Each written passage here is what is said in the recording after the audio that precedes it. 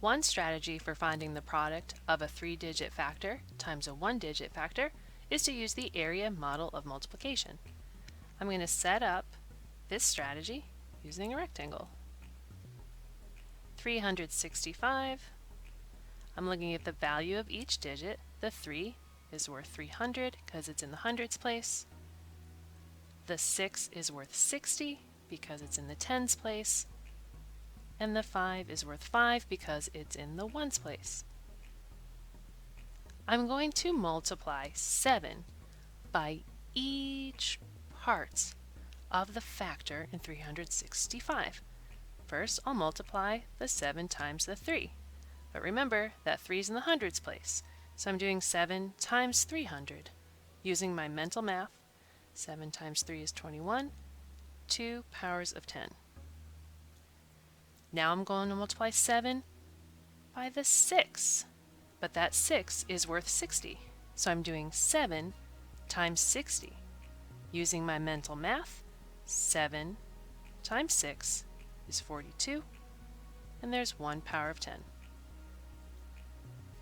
Now I'll multiply 7 times 5. 7 times 5 is 35. I have 3 partial products. It's a part of the product. I need to add to find the total product.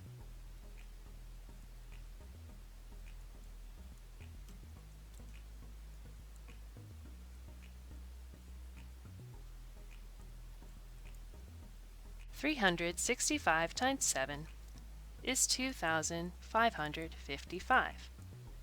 To check to see if my answer is reasonable, I'm going to estimate. Let's see, 365 is about 400, and 400 times 7, 4 times 7 is 28. I'm going to place 2 powers of 10. All right, it's within the ballpark, so this is a reasonable answer. Let's use what we know about the area model to help us learn a new strategy called partial products. You'll notice there's actually a lot of similarities between the two. Now remember, team, when you're multiplying each part of one factor to each part of the other factor. I'm going to do a little squiggle line here so I can separate my thinking space from my workspace. I also find it helpful to include columns straight up and down so I can record my digits in the correct place value. Let's start with multiplying 7 times 5. I am multiplying 7 ones times 5 ones. I know that is 35. Next, I'm multiplying 7 times 6. I'm multiplying 7 times 6, but wait a moment, that 6 is in the tens place. So I'm really doing 7 times 60.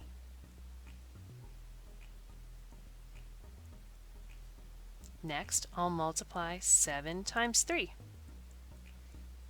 The 3 is in the hundreds place, so I'm really multiplying by 7 times 300. Ooh, I need to add another column here. I now have 3 partial products. So I'm going to add those partial products together to get my final product.